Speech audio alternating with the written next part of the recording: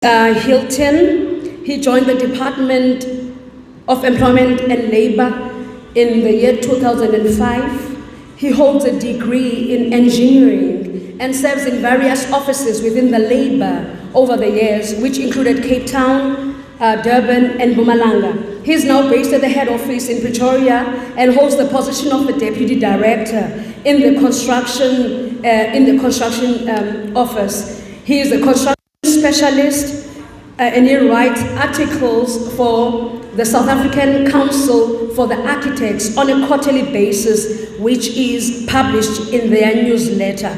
This one that we're calling up front to give us the construction legislative updates, it's none other than Mr. Hilton Ganesen. Can we clap hands as he is taking over the stage?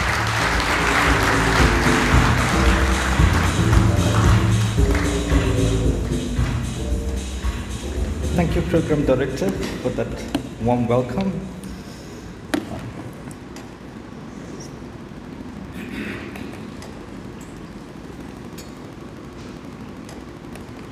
There was a small change in the program.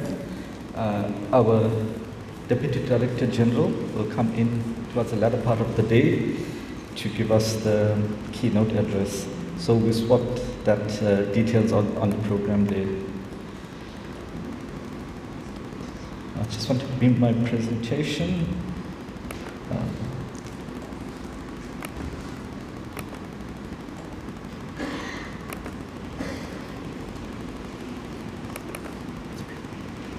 As our presenter is about, you can take down notes. We will have questions at the end of the session. You can take down questions, you take down notes, so that we have the question session at the end. Thank you. Thank you, Program Director. There's a lot of references I'm going to make in my presentation, so yes, you can take the notes and so forth. So thank you again, Program Director, for the introduction. And as she indicated, I'm at the Department of Labor Head Office in Pretoria, and one of my key functions there is policy formulation, advocacy, inspection, and enforcement services as well. So what I'm going to do today, and in order to start the seminar as well, I thought it would be fitting that I update you guys in terms of the OSH Act, what's going on under the OSH Act, in terms of the regulations, in terms of the notices, amendments. We also do note announcements as well. So I'm going to just keep you guys updated what went on at the Department of Employment and Labor for the last year or so. A lot of notices, a lot of government gazettes. So I'm just going to start from 2022 leading up to present time. So I'm going to go over some inspection stats, some notices and gazettes that's still applicable in the construction sector, which we are using, some common non-compliances in the construction sector, and then I'll conclude my presentation. So as the Program Director said, you can take down notes. I will try and make this presentation available on our website, because I'm going to be making reference to a lot of government gazettes and a lot of numbers, basically. So just to update you guys what happened so far, or what we've been busy with at the Department of Employment and Labor, and especially with the notices. As I indicated, I'm just going to start from 2022 leading up to now. So the first notice in 2022 is the one you can see on the screen. We issued a DMR notice. Now, for those of you guys who's not familiar with what's DMR, DMR is your driven machinery regulation notice, and this notice was issued on the 2nd of February 2022, and basically it was granting an extension for training operators who's giving training on driven machinery regulations and basically driven machinery or lifting machinery. Now, this emanated from the COVID pandemic, where it was not possible for training operators to train operators in terms of giving them a certificate of competency. So we gave them an extension, and then we gave them the last extension, which is dated here 2nd February 2022. And this extension carried a 120-day extension on this notice, which took it right up to July. So you can see this is one of the first notices that we promulgated or we put on our website for the public as well. Then the next event, the next promulgation from the Department of Labor was your HBA regulation. This was on the 16th of March 2022. We promulgated this regulation. HBA is your hazardous biological agents, as you can see on the screen. And this regulation came in just after the national state of disaster ended. And the reason why we promulgated this regulation was for us to include SARS-CoV, the medical technical name for that, which we deem as COVID. We identified it as a biological agent in this regulation. So that was very important, and this regulation basically took over in terms of the end of the pandemic. Remember, we issued OHS direction notices. Myself, from my department, we issued construction guidelines for the construction industry during COVID. So all of those things lapsed. Those are no longer applicable. This is going to be your source document, your hazardous biological agents, and the identification of an agent in terms of COVID is on table 4 in this regulation. Very important regulation going forward in terms of other pandemics that can happen as well. Still 2022, as the year progressed, on 20th of May 2022, we released a statement or an amendment to the asbestos abatement regulations. Now guys, remember this asbestos abatement regulation, it was promulgated in 2020. It took over the previous older regulations, and this is the one that's currently enforced. So what we did was in 2022 May, we just issued a statement and amendment statement, as you can see on the screen, just to clarify some areas that may have been ambiguous or needed some clarity.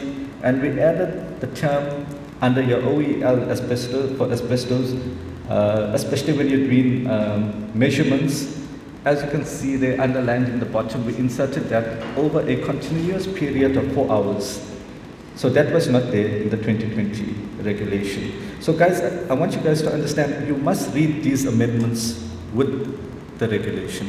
So if you're going to read your 2020 asbestos abatement regulation and not use this amendment, then you are not going to be compliant 100%. This is especially if you're an AIA, which is an inspection authority, or an occupational hygienist who's been a measurement program for asbestos. Please note this, that we added the specific term here, over a continuous period of 4 hours when it comes to the measurement. So this was a notice that we did in 2022. June 2022, we issued a code of practice, which we call COP, and this code of practice was specifically aimed for managing exposure to SARS-CoV. Remember, SARS, the medical name is your severe acute respiratory syndrome 2, but we call it SARS-CoV-2, and commonly we just say COVID as well.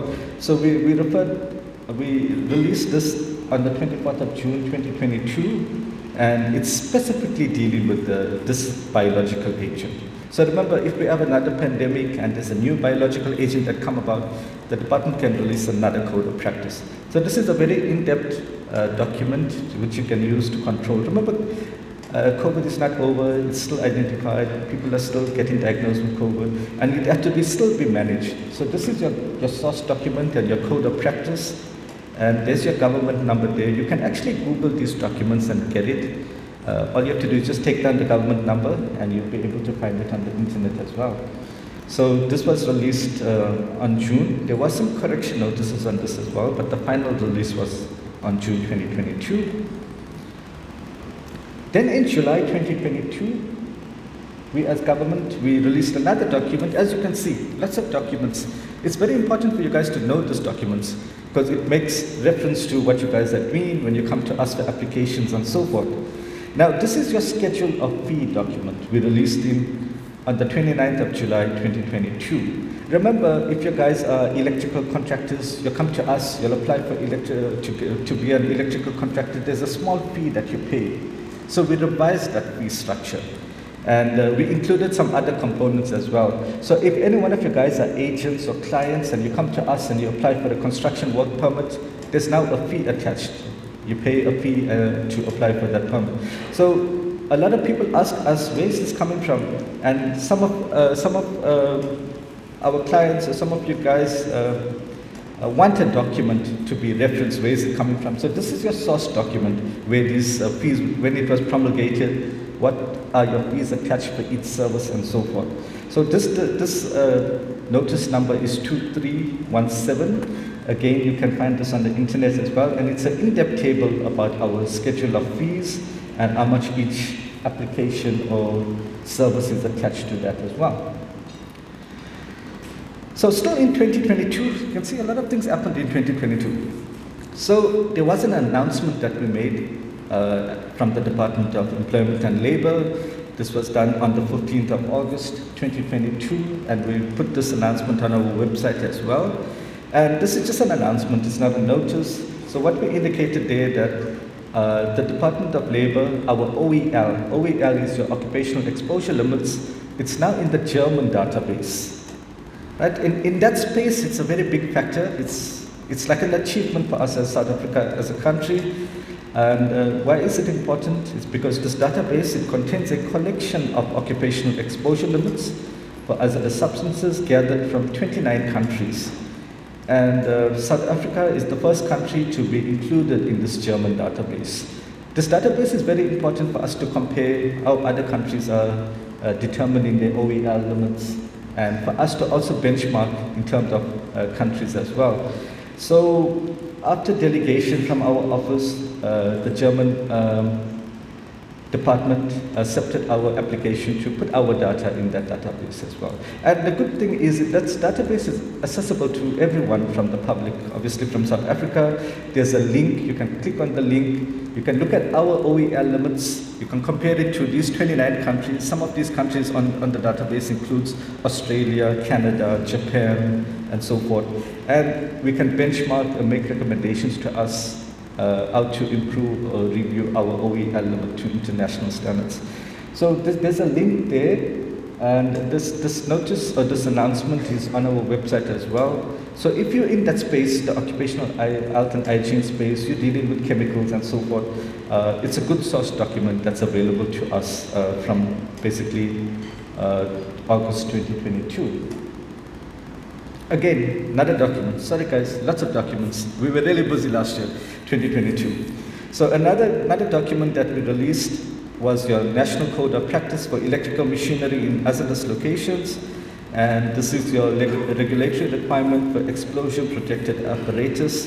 This is an intense document making lots of reference to your SANS codes and how to operate in the space. And we're fortunate enough to have the person responsible to release or promulgate this document with us today. And he's sitting here in the front is Mr. Jacob Malatsi. Mr. Malatsi, I'm sorry to put you on the spot, but you can just stand. It's his department that promulgated this National Code of Practice. Mr. Malatsi, just for introduction. So Mr. Malatsi's department released this document. Thank you, Mr. Malatsi. It's quite if you're in the electrical space, guys, this is very important. Lots of reference to the SANS codes, and they made this code of practice obviously to address equipment, testing, and all of that stuff in terms of this requirement in hazardous locations. So this government number or document number is 2398, and you can get this document on our website or on the internet as well. Then there was a draft noise-induced hearing loss regulation that we promulgated. Now, you guys who's in that space, remember construction industry, there's always noise in the construction industry sector. This regulation is very much applicable there. And the current noise-induced hearing loss regulation, it's quite an old regulation, so we're intending to draft a new one. The director responsible for this, unfortunately, she's not in. She's Ms. Bulelwa Una. And there's some key changes here, very important. We already took public comments for this regulation, and it should be out anytime soon. And the key changes here is on your noise limit rating. Remember, 85 is still there, the 85 dB decibel is still there. We also introduced something called an impact noise assessment, which is your 137 dB decibel. That's an inclusion there as well. We define competent person, and it's just not a blanket competent person who do this testing. We went into detail on audiometry competent person. So lots of key changes here. And as I indicated, we trusting that this document should be out end of this year or early next year. Again, another regulation, totally new regulation, not amendment, not a review. It is a totally new regulation which is going to be called your physical agent regulation. Now this is still a draft, it's not yet out. It went for public comments and lots of changes here. Remember, as it indicates physical agents, we're going to obviously look at physical stresses in terms of cold stress, heat stress, vibration, elimination, and all of those factors that contribute to stresses in terms of the physical agent environment. So this regulation is available. The draft is not yet enforceable and not yet promulgated, but it is available, and we did receive public comments on this as well. So this notice government number is your 2665, and you can be able to download this document as well. I added this slide here because we had a lot of information, a lot of confusion. A lot of people came to us and said, okay, now you've got hazardous chemical agents, and now you're making a new regulation, physical agent regulation. Is that not the same thing? Or what's the confusion here? So I thought maybe I'll clear that confusion. Remember, your HCA is your hazardous chemical agent regulation, and your PAR is your physical agent regulation.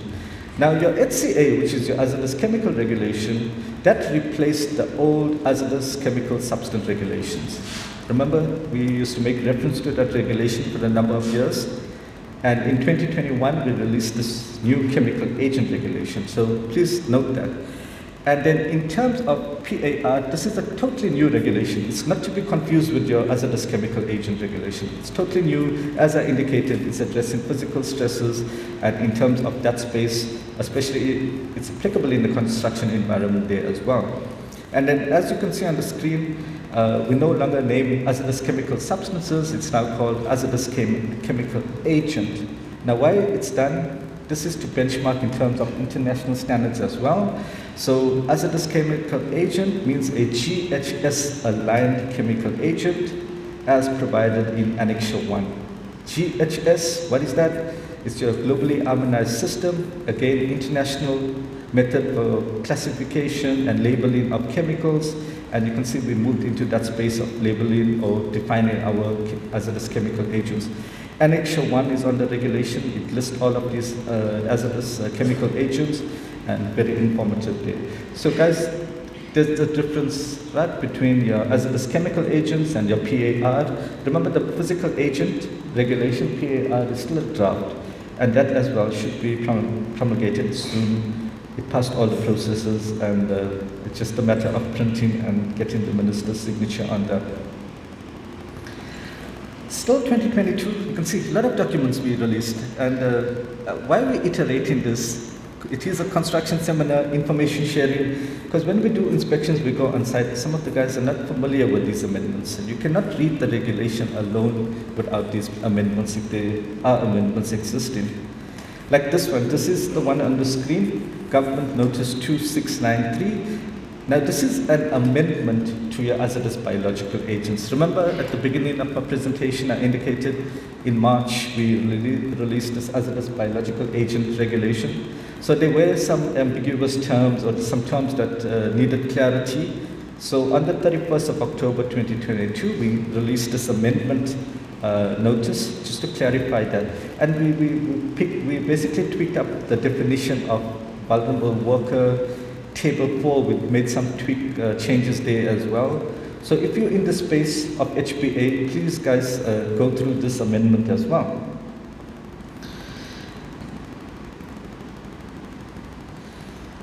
Okay, so my screen just froze. Okay, so I'm back again. So the last regulation that we promulgated, it's not a draft, it's released, it's enforceable. It's your MHI regulation. Which was on the 31st of January 2023, and this is enforceable now. Lots of key changes here, and we're fortunate enough to have Rachel Apani in our audience as well. She's responsible for writing this regulation. Ms. Rachel Apani, I'm sorry to do this to you, but you can just stand. It's important that I note who's Rachel upon it because we're having a roadshow. So this is a brand new regulation, and we're having a Durban roadshow to promulgate this regulation, give clarity, and it's actually next week, Tuesday. So if you guys want to attend that, please, you can get hold of Rachel during tea time and stop and ask her about being part of the roadshow to know what's happening in this new regulation. That's the roadshow just for Durban. There were other roadshows for Gauteng and other provinces as well. Now this year, lots of changes here as well, prescribed limits, risk assessment is done in terms of SANS, codes, and there's different categories and so forth. So this is our last regulation that we released, and it replaced your major hazardous installation regulation, the one before this. So guys, that's basically a lot of notices that we released. Very important, guys, and I'm going to reiterate this as well. You cannot read the regulation alone without these notices. If there's an amendment or if there's a correction notice or an announcement, it has to be read with the current notice. So what's under review? A lot of regulations, you can see, released. So what we're busy with at the Department of Employment and Labour in terms of reviewing, you'll know that general machinery regulation, that's an old regulation. You know, some of you guys sitting here, I know you guys are GMR 2-1s, and we're going to basically revise or tweak that regulation and make that a new regulation to our current conditions. The second regulation we also busy amending is your regulation concerning the certificate of competency, which we commonly known as your GCC or your government certificate as well. That's quite an old regulation, so we're busy reviewing that. The explosive regulations as well, it's an old regulation. This regulation is also at its very tail end. We might have a new regulation, explosives 2023 or just 2024. It passed through all the procedures, and attached to this explosive regulation, we're going to have a guideline, which is called your radio frequency guideline. So this two is going to be released together, and just watch, we will release this on our website as well, and it should be out anytime soon. The other one is under review is your construction regulations, and that's where I come about as well. This is my sole responsibility at the Department of Employment and Labour, and I'm going to dwell much on this later on. As the Chief Inspector indicated, the Occupational Health and Safety Amendment Bill, we're at the tail end there, it's signed at the Minister's office as well, so we should get a new OSH Act Amendment 1 anytime soon. So guys, a lot of legislation talk, lots of reviews, amendments, notices, and so forth. So I just thought, and I'm sure I'm still within my time, Program Director. I'm sure I thought it would be fitting to indicate to you guys how we review legislation. Now it's quite a lengthy process. It takes, I would say, a good few years to review regulations. It's not a simple process. How it's done is we present our thesis to ACOS. ACOS is your Advisory Council for Occupational Health and Safety.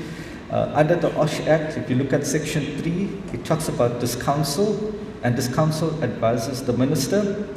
So we as a specialist in the department, like myself, I presented to ACOS the construction regulations, and I told them, I feel there's some need that we need to review this construction regulations.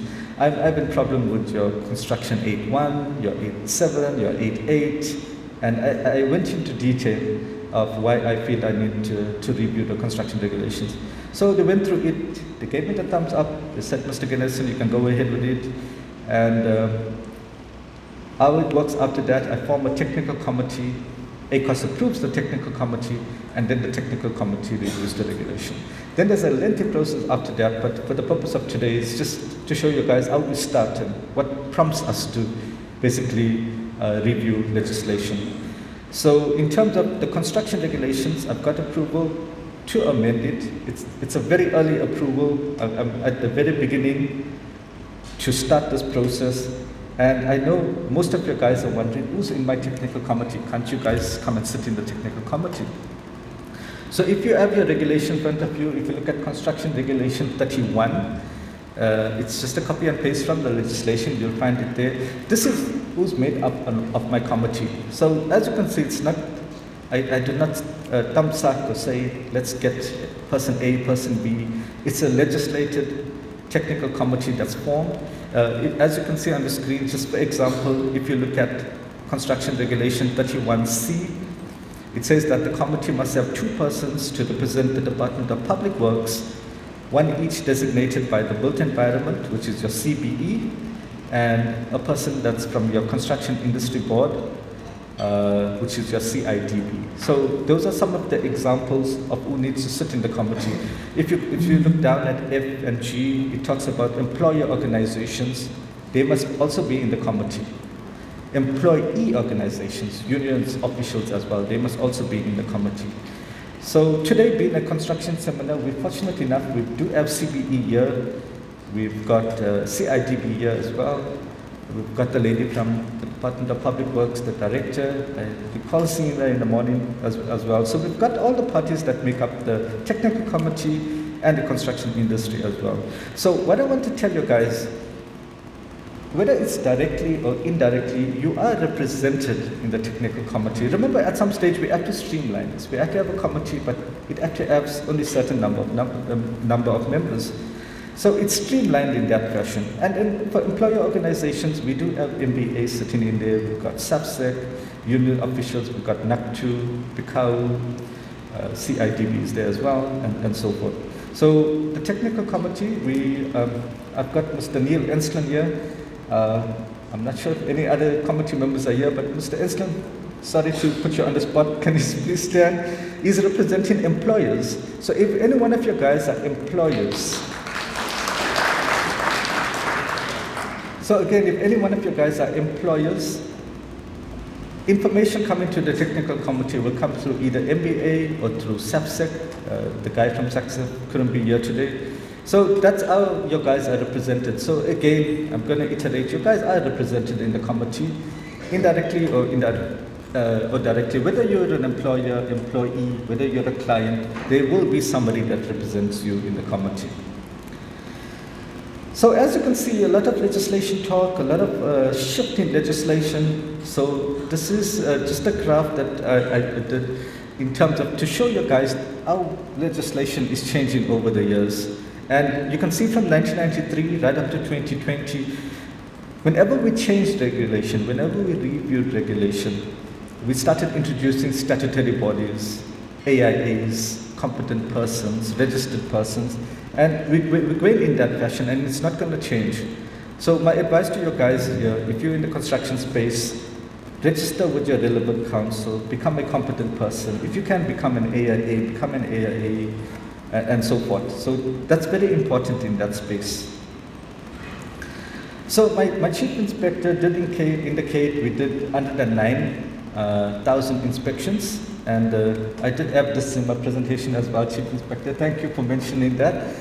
So a lot of inspections as Department of Employment and Labor, and this is just your occupational health and safety inspections. That is a lot. And on the screen, there's the non-compliance. I broke it up into compliance and non-compliance.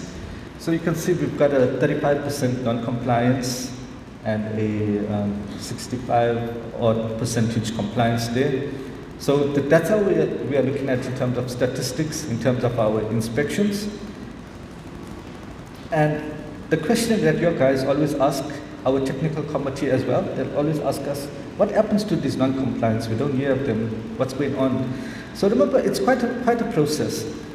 When we issue a notice, we can either recommend an immediate prosecution, we can give them a time frame.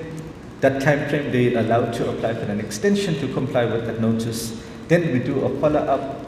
Depending on the follow-up, they can comply with what we wanted. Then it's case closed. Comply. Non-comply change to comply. Or if they still do not comply, then the non-comply remains, and we send it to our statutory and advocacy and statutory service unit, and they are responsible for prosecuting all IES referrals. Remember, IES includes all legislations, and OHS is one of the legislations as well. So that's our process in terms of non-compliance. And I know it's perceived that we do not do anything or we do not follow up. But I have to iterate, we do not prosecute. Department of Employment Labour, we refer for prosecution. So as you can see on the screen as well, last financial year, we referred for prosecution 6,138 cases. And obviously that's in court and pending an outcome. So out of those statistics, if I pull out construction specifically, and that's what I did in terms of this slide here. Remember, in a month, our very busy month is usually May, Workers' Month, and we tend to have 1 week of blitz. So I pulled out the statistics. If we have a 1 week of blitz in terms of construction, how does it look for the month? Remember, we do on average 9,000 inspections per month. And if we focus on construction, you can see a typical month, we can do up to 4,725 inspections, followed by the other sectors, the green, 1,897, which is your wholesale and retail, followed by the yellow there, which is your orange on the street, that side, which is your iron and steel, and so forth. So you can see where we put in a lot of active construction sites in the country. Remember, we only know about these sites in terms of we issue the permit or in terms of the Annexure 2, which is your notification of construction work. So if you look at the non-compliance, so again, lots of construction inspections there. Remember, you can see the rate is like shooting up there, 4,725. But a little bit satisfying news is the non-compliance is not that bad in terms of your notices served in the sector. Our problematic sectors are still the blue there. You can see manufacturing, agriculture, wholesale and retail. And our non-compliance identified in the construction sector did drop substantially as well. So that's something for noting. And me being a little bit OCD, I wanted to convert this number, the 17% of non-compliance number to a percentage to a number. And then when I converted that to a number on our statistics, it came to 803 employees non-compliant. So it's still a lot. Although broadly, when we compare it to other sectors, we'll say compliance levels are quite good in the construction sector. But we've been responsible just for construction, and I pull out just construction. It tells me that we issued 803 notices around the country for 1 month. That's a lot. And remember, with construction, we issue prohibition notices, which is stop work immediately, leave the site, or stop that activity, leave the premises or the area of work and so forth. So there are some areas of improvement as well within the construction sector. So what you see on the screen is your construction life cycle. Now, your construction life cycle, this is identified in section 20 of your CBE Act, which is your 43 of 2000 Act. And this is your identifications of work. And this construction life cycle, it's known throughout the country that at any given time, if you're doing construction work, you're going to fall within the 6 stages. So myself, also using the inspector cap, if I come on site, no matter which stage of work you're doing, you're going to fall either into one of these 6 stages. As you can see, stage 1 is your project initiation and briefing stage, and the other stages are labeled there as well. So why this is important?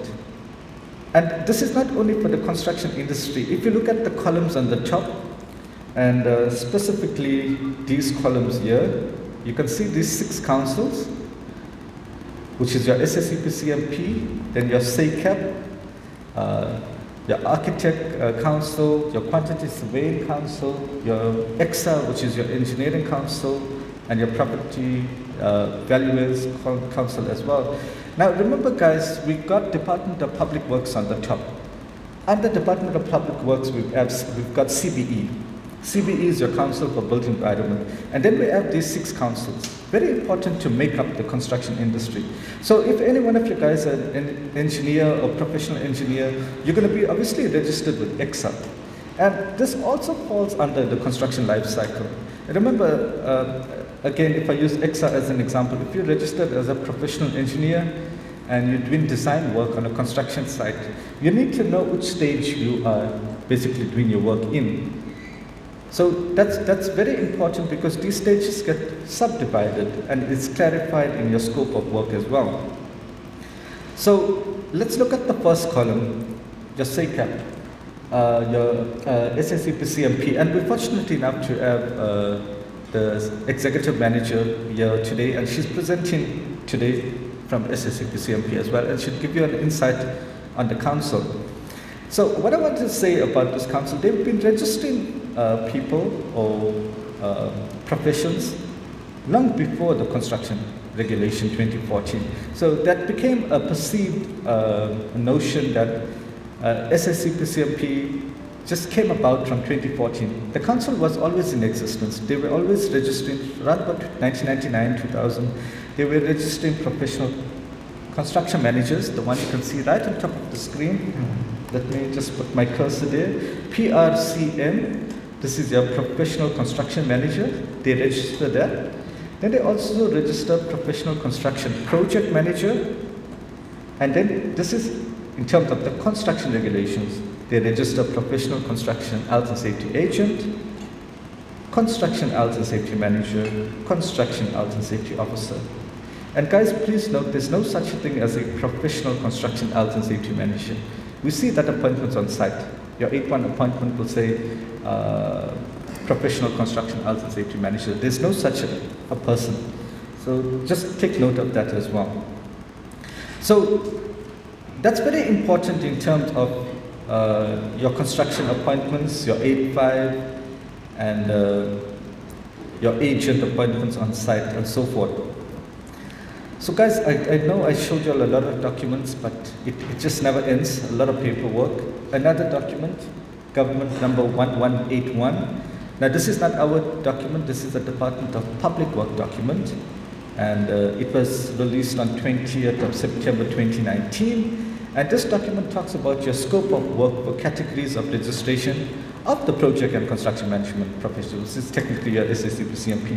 And this is a very informative document. If you do not have this document and you registered with the council, download this document and you can use it as a reference as well. So why is this document important? Because it categorizes your professional registration. As you can see on the screen as well, the first column talks about professional construction manager, and you can see here in the bottom it talks project initiation and briefs. Remember, this is stage 1. Remember I showed you guys the 6 stages. So this is stage 1.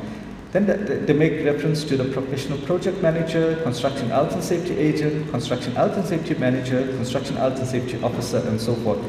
So again, why this document is important? Because it's indicated on the scope what you're allowed to do and what you're not allowed to do. So if you're registered as a construction health and safety officer, you are not mandated or you're not allowed to do stages 1 to 3. You can see on the column it says not applicable. If you're registered as a construction health and safety manager, you're not allowed to do stages 1 to 3. So a lot of people come to us and complain, especially the managers. They come and ask us, why we are not issuing permits to construction health and safety managers? And remember, this is your guidance document. Remember, this is a 2019 document. Our 2017 construction guide notes talk about the inspector making a decision based on the scope of work and so forth. So prior to this, we did issue construction managers with permits, health and safety managers with permits. And now that we have a reference document that we can guide against and benchmark an official document, so that's where the decision about issuing permits to managers came, that we use this document as our reference document. But again, guys, don't take that as a big no. There are circumstances where we can issue a manager with a permit, and I'll explain that later on as well. If you go to stage 2, it's basically the same, not applicable to your construction health and safety manager. Stage 2 is not applicable to your construction health and safety officer.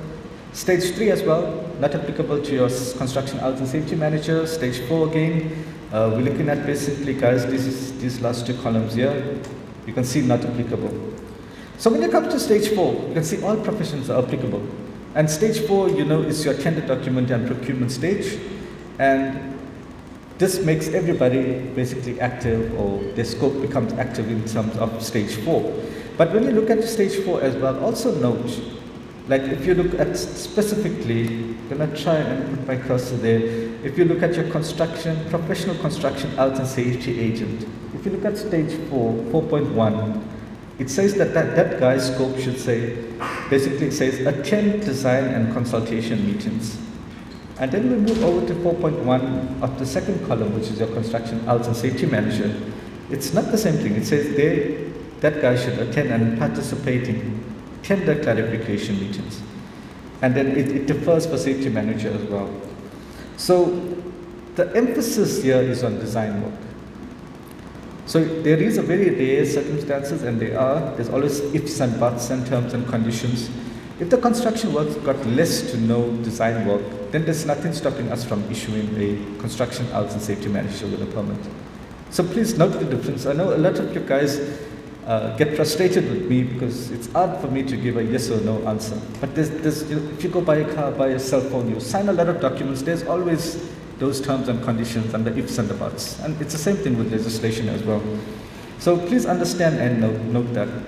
Stage 5, Stage 6 is Stage 5 is more or less the same in terms of your delegation of duties to the other professionals. So another document, I've got 10 minutes, I'll be in time. So another document, again, apologies, but a lot of reference to a lot of documents.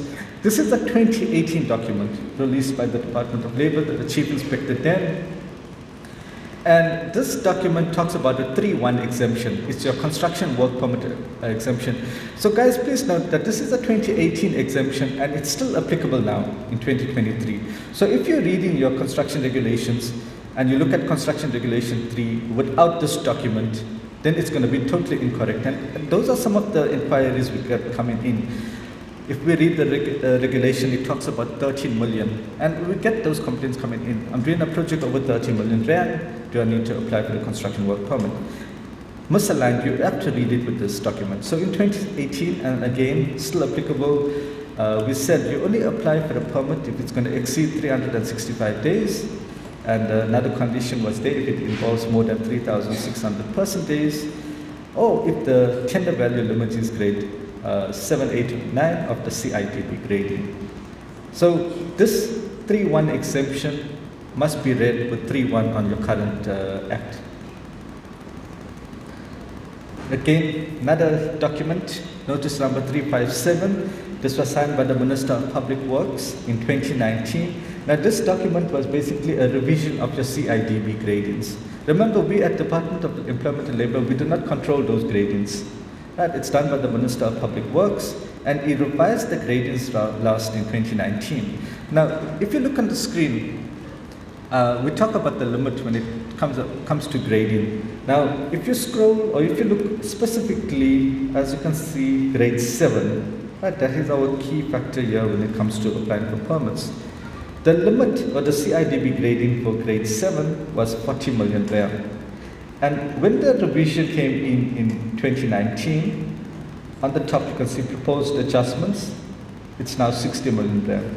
So I trust that answer your guys' questions. A lot of inquiries come in. A lot of people ask me, where did the 60 million rand come in? Remember, the exemption notice is making reference to your grade 7 limit. And when we adjust the limit, I know there's upper limit and lower limit, but we look at the upper limit, and in terms of the adjustment, as you can see on the screen, it's on the upper limit. So the 40 million rand upper limit, it changed to 60 million rand, and that's in line with this document, the exemption document. So please, guys, understand how it ties up and the reference in terms of documentation. So construction work permit applications, a lot of complaints. I get reported as well on this, with not issuing permits or with declining permits and so forth. So remember, again, there's always these minimum requirements of functions. So what construction regulation 3.1 is saying that your construction work permit application, it must be done by the client. And believe it or not, we get contractors coming in asking to apply for the permit, or they want a permit. And it clearly says that a client applies for a permit. So straight away, declined. We don't even accept that application if the contractor comes in applying for a permit. The other issue we have is the permit applications. It's only accepted by a registered professional construction health and safety agent registered with SACP CMP. That's the guy that will only accept the applications from. Again, I put the asterisk there because there's always the ifs and buts and terms and conditions. We can accept the application by a candidate health and safety agent. And The ifs and the buts, he must be registered, he must have an active mentorship agreement, the mentor must be aware of his sites and so forth. So those are some of the ifs and the buts where we can issue a candidate agent with a permit. Then the other requirements are your baseline risk assessment, your health and safety specifications, a designer's report. This is one of the main reasons why we decline a construction work permit application. Most of the time, the designer's report on the health and safety specifications is not signed, it's not in your application, so the application gets declined. If you're a principal contractor sitting here, your health and safety plan must be approved by your client. We want to see that document as well. And then there's other relevant documents like your letter of good standing and other documents that make reference to construction. Annex 2, this is a standalone requirement. It's just for notifying us. So remember guys, all construction work, we need to know about it. Any construction work in the country, it's either come to us via Annex 2, which is your notification of construction work, or we end up issuing a permit, a construction health and safety permit to you. That's in terms of Annex 1. So Annex 1, permit application, Annex 2, notification of construction work. So when do you notify us when there's construction work? When it includes excavation work, when it includes working at a height, when it includes demolition of a structure, or if you are using explosives to conduct construction work, then you notify us in terms of your Annex 2. So Annex 1 again, permit application, Annex 2, notification.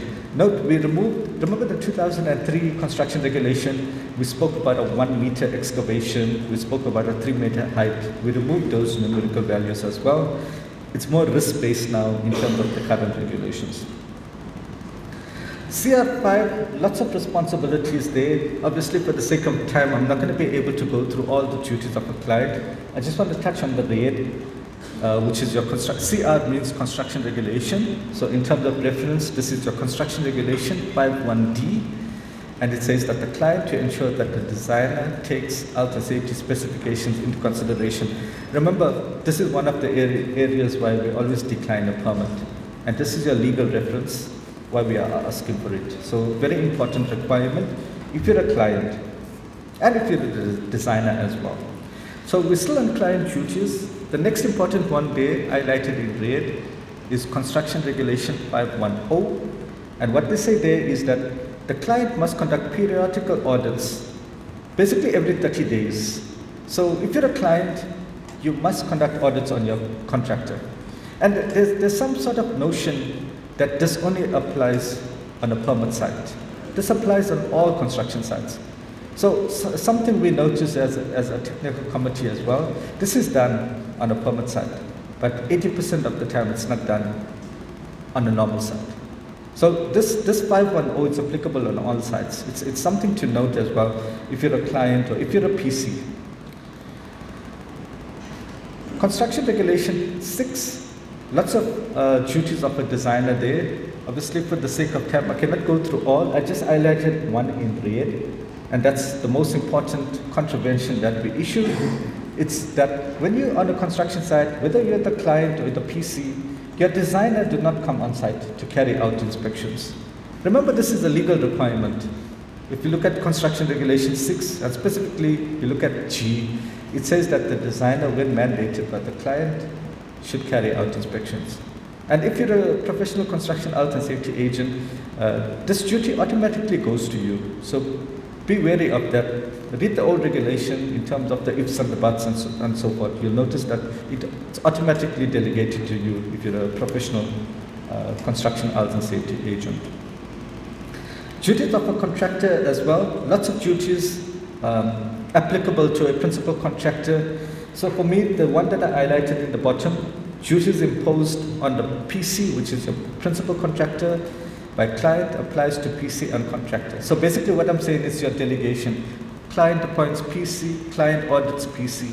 PC appoints subcontractor, PC must audit subcontractor, that sort of thing. That's what we're saying there in terms of your duties.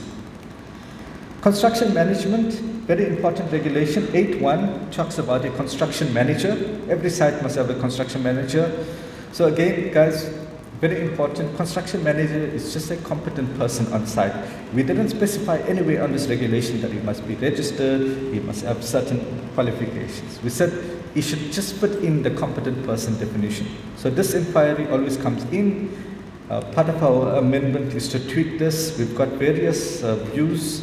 Mr. Enslan is smiling at me because our last technical committee meeting we had on the 4th and the 5th of October.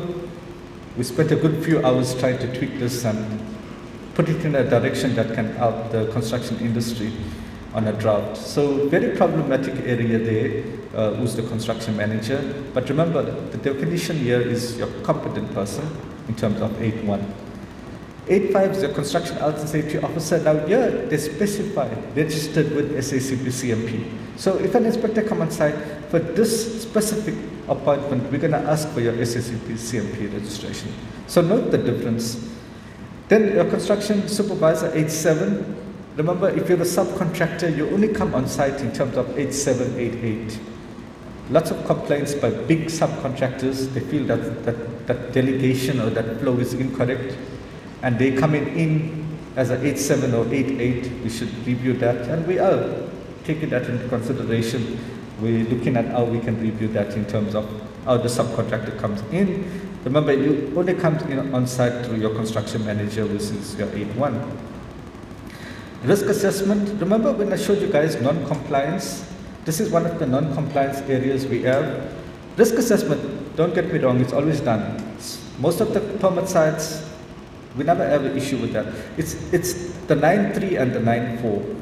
9.3, which is your construction regulation 9.3, it says that your employees must be trained on your risk assessment. And if you're getting contractors on site as well, in terms of construction 9.4, your contractors must be trained on the risk assessment. So those are our problem areas. Again, it's not the 9.1, it's just the lack of knowledge on the ground when it comes to your employees and contractors. Some of them will even say they never even saw that risk assessment. You know, those are some of the things that we issue notices on. So basically, guys, on an overview, lots of regulations, lots of government notices that I showed to you guys. So remember, on the construction side, the three most important persons there is your client. Every construction work starts with a client. You have to have a client who wants construction work done for himself. Then there's always a designer who's going to design the construction work. There's various types of designers, your architects, your professional engineers, technologists, professional technicians, and so forth.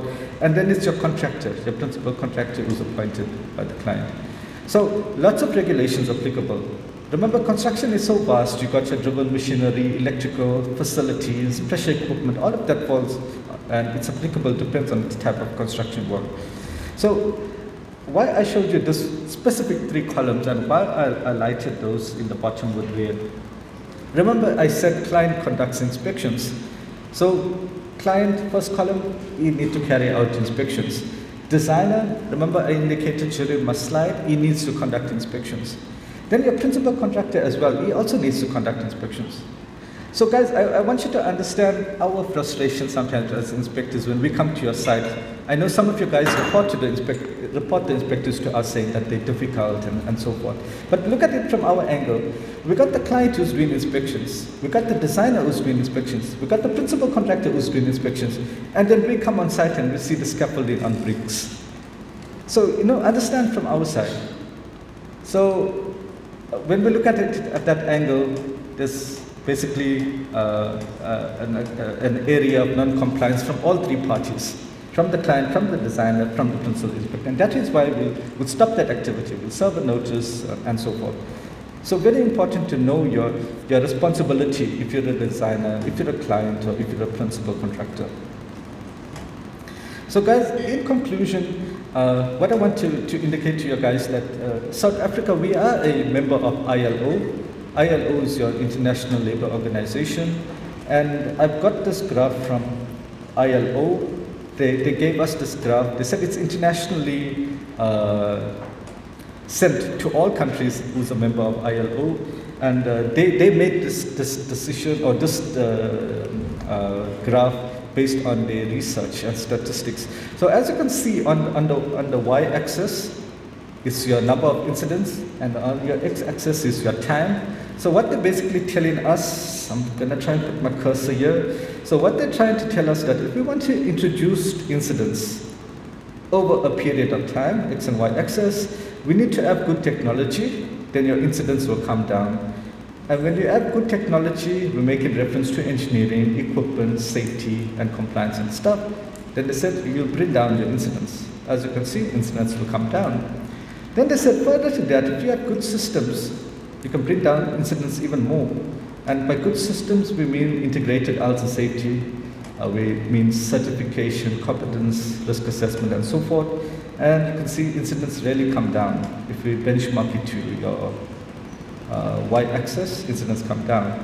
And then they talk about culture. Then they say your incidents can come further down if you have a good culture, which is your behavior, leadership, and so forth. But there's something about this graph that just caught my attention. And what ILO indicated to all the countries that's affiliated with them, that no country will have zero incident. So your purple, it is purple on the screen there as well. On my slide it's purple. So your purple is never going to reach your x-axis. We're never going to have zero incidents. And the question to them was why? Because we've got good technology, good systems, good culture. And what they indicated to us, it's just because of our behavior. And it's weird though, we're talking good technology, good systems, but no incidents just because of our culture. And it's not just South Africa, it's internationally as well. So it's something that we always promote, and the Chief Inspector mentioned that in the morning as well. Advocacy, we also always promote a safety culture. So in conclusion, I would like to say, guys, promoting a safety culture is very important. And I can ask you guys a question here, and I'm not going to want to answer rhetorical question. Most of you guys who drove here, or any time when you drive, did you ever drive over 60 in the 60 zone? That will answer this here, why we will never have zero incidents. So guys, that's basically my presentation, and thank you guys for listening. Lots of reference, and I trust that you guys did learn something. Thank you.